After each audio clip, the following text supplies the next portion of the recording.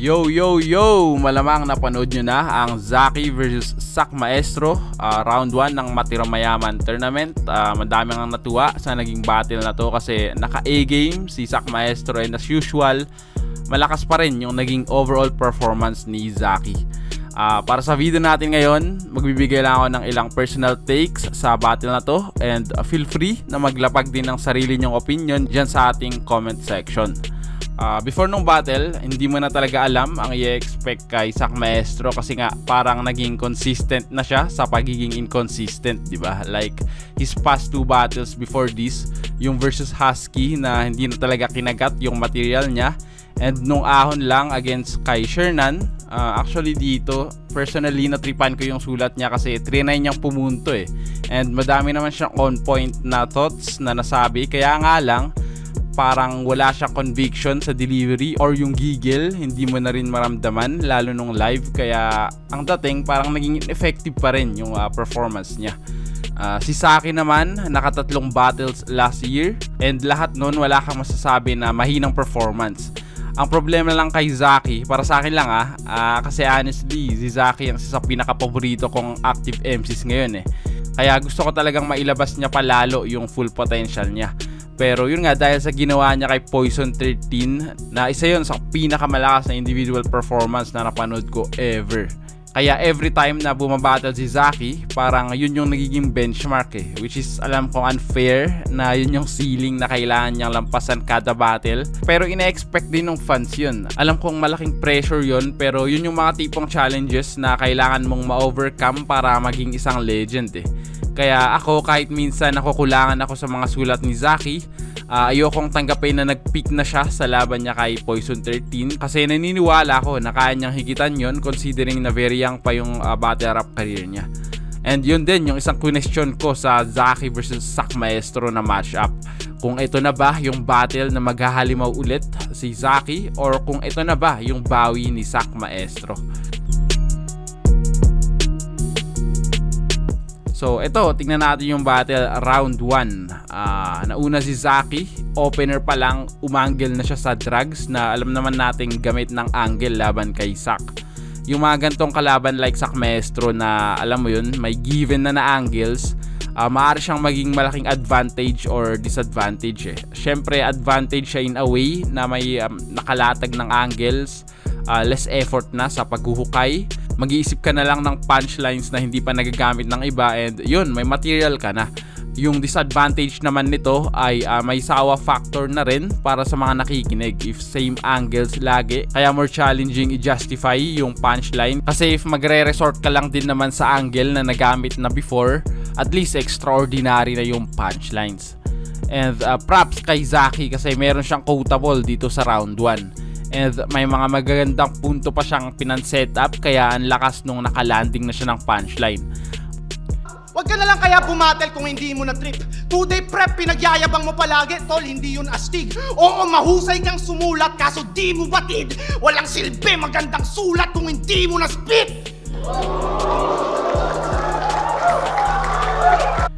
May mga simile din si Zaki dito, pero nakafocus lang sa reference, kaya ang dating parang nagkulang sa layers. Yung tipong maganda na yung pagkaka-construct, kaya lang hindi kompleto para masabing double meaning. Ang lakas naman ng naging panapos ni Zaki, na dalang-dala ng kanyang passionate delivery na isang advantage niya kay Sak Maestro na kailangan niya talagang i-highlight dito. Overall, ang lakas ng round 1 niya, kahit played out yung ibang angles, ay may laro pa rin siya na tatak Zaki, kaya bagong-bago pa rin sa pandinig. Di ba respect the past to build the future? Linya niyang paugong, pero Sak, bakit sa yung past parang di ka makamove on?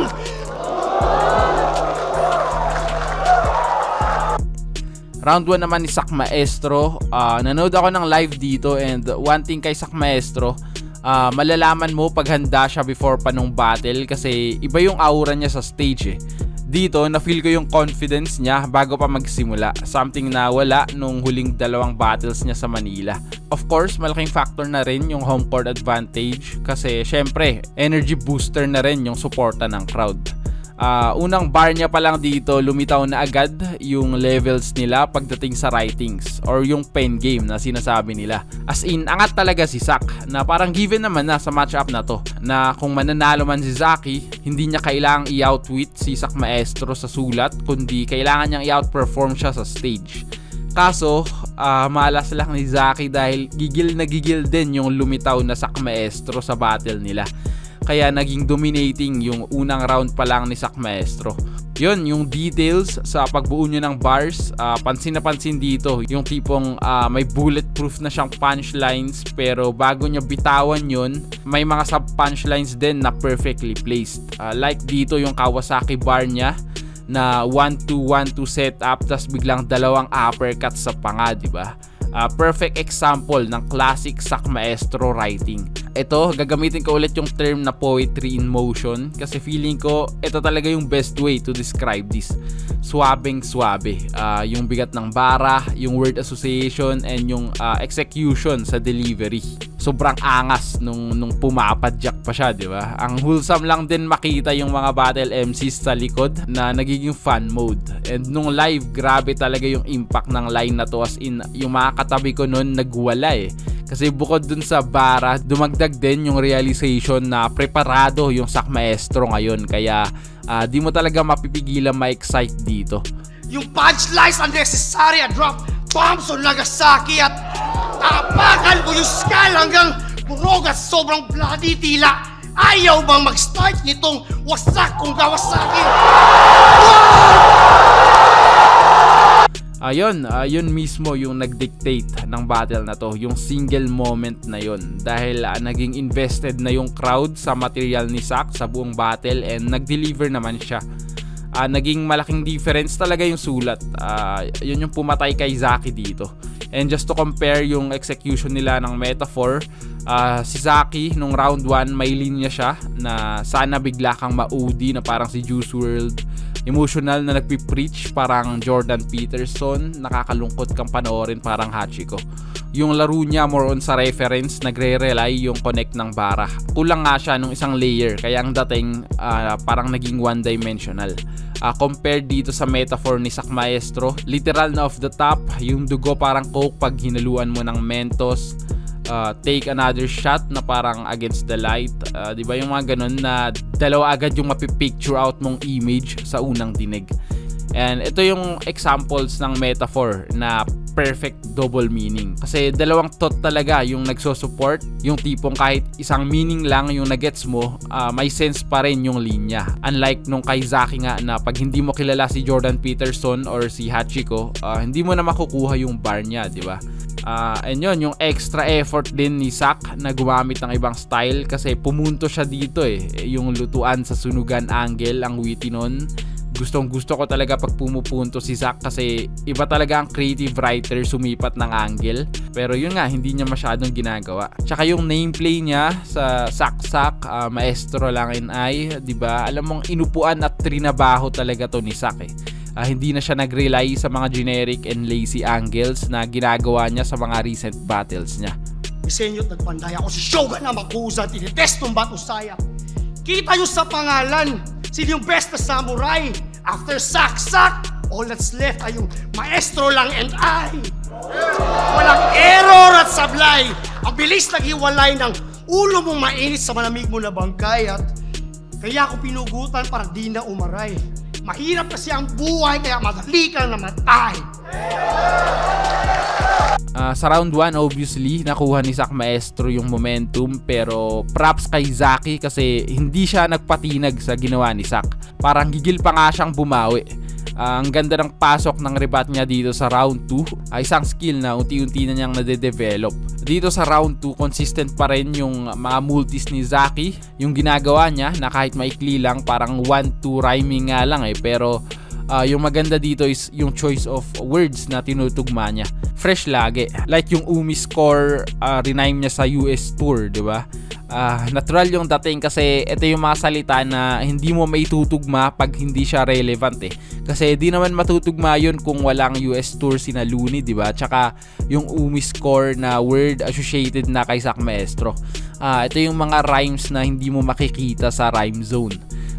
Major props sa effort lagi ni Zaki bumuo ng ganito kasi never nawala yung A+ rhyming ability niya kada battle.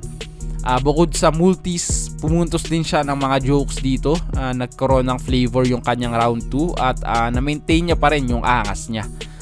Yung body bag in the making sana na battle, naging competitive ulit kasi palag-palag din talaga yung ginawa ni Zaki. Lalo na nung trinay na niyang i-breakdown yung shortcomings ni Sak Maestro bilang battle rapper. Parang shades of his sunugan run yun pare, yung rapid fire delivery tsaka yung mga pamatay na punto na na-conclude niya nung ender using his signature flow. Ang angas nung panapos niya dito, putting the pressure back on Sak Maestro. Puro call out, panay self-proclaim, walang lyrics to na quality. Kaya mas lalo lang lumilitaw yung narcissistic personality. Ito'y real talk lahat, kaya mas sumakit. Mag-kneel ka na Sak, sa paa humalik. Kung atensyon ay hindi mo hangad, ba't nandito ka pa? Magretiro ka na at huwag ka na bumalik. Sak Maestro responded well and medyo comedic din yung approach niya sa round 2. Yung style marking na stretch niya buong round and naging effective naman. At saka dito na niya na-spit yung template selfie bars niya.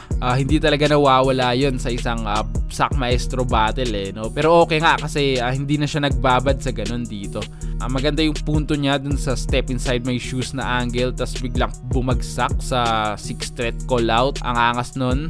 Sana nga hindi ulit false hope kasi ganito yung call out niya kay Looney nung isabuhay last year, 'di ba? Sa laban niya kay Acer. Sana this time magtuloy-tuloy na talaga yung gantong Sak Maestro.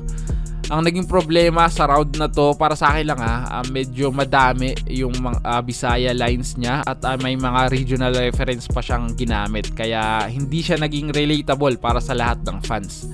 Hindi na maintain ni Sak yung lakas ng round 1 niya habang si Zaki naman mas nag-step up pa sa round 2 kaya pumantay siya dito para sa akin. Contrary sa mga sinasabi ng iba na body bag daw yung laban.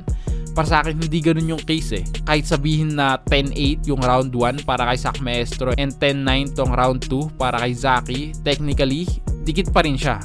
Parang dito nga sa round 3 magkakaalaman. Dito sa huling round sana magandang iwan yung mga killer punchlines, diba? Kasi last round na parang championship round kumbaga. Kaya lang, ito pa yung naging pinakamahinang round ni Zaki sa tingin ko. Medyo nakulangan siya ng haymakers and bumalik ulit siya dun sa bisyo angles na nagamit na nung first 2 rounds. Pero yung aggression ni Zaki consistent pa rin dito and ang kulit lang din kasi alam mong combat sports fans talaga tong dalawa dahil ang dami nilang ganong references sa battle na to. Ayun, ang dating iniwan ni Zaki bukas tong final round. Masasabing beatable yung round 3 niya. Kaya nung turn na ni Sak Maestro dun sa opening line niya, kinabahan ako kasi parang yung classic Sak Maestro round 3 yung gagawin niya na magra-rap siya about life na naman, di ba? Wag ngayon Sak, tournament battle to. Yun agad yung naisip ko nung live Kaya nagulat ako kasi isang buong punto pala na direkta kay Zaki yung round 3 niya. Double standards. Ano ka? Counter therapist? Ex-military o private army? Guerrilla na haram o gorilla na harambe? May IED pa sa yung body, detonate parang Iraqi. Kung nag-arrange ka ng kamikaze, ibahin mo kami Zaki kasi yung... Siyempre, palaman na yung rhyming exhibition na ginawa niya, tas yung mga unique na bara, kamikaze, kamizaki, yung gantong tipo ng wordplay na hindi pa nagagamit kay Zaki. Also yung analogy niya sa double standards, mga references and witty wordplays, lahat to naging foundation dun sa mas Muslim ako sa'yo na punchline niya. Tingin ko naging enough yun para makuha niya yung panalo dito. Although sana next time mas makompress pa ni Sak yung material niya. Kasi Lanceta or Lip Cram, dalawang efficient punchline rapper yan So ayun, sana mag-adjust pa si Sak Maestro next time dun sa pagsunod sa time limit. Overall, ang solid ng battle. Props pa rin kay Zaki kasi binubuhos niya din talaga lagi. Parang ang malas niya lang kasi yung mga nakakatapat niya recently ay yung mga best version, di ba? Nakalaban niya yung perfect form ni K-Ram, yung gigil na comeback ni Lanceta, and ngayon yung preparadong Sak Maestro. Which reflects din kung gaano din nila nire-respeto si Zaki. Kay Zack naman, sana talaga naka-A-game pa rin siya next battle, and sana dagdag gasolina na rin yung possible finals matchup nila ni Six Threat, kasi history yun kung sakali. Nakakaabang din yung next battle niya sa Manila, kasi itong battle na to parang yung comeback niya kay Emzite na hype siya online na ganito, Zack Maestro is back, yung reaction ng mga tao. Naalala ko nun na next battle niya after kay Emzite ay sa Manila na against Tipsy D, and grabe yung hype niya dun sa event. Nadala niya talaga yung online love and support ng mga fans sa live event, kaya yun nga, kaabang-abang din talaga kung makikip ni Zack Maestro yung gantong form niya. Ayun, sana nagustuhan nyo yung content natin ngayon. Huwag nyo kalimutan mag-like and subscribe for more videos. Next time ulit guys, peace!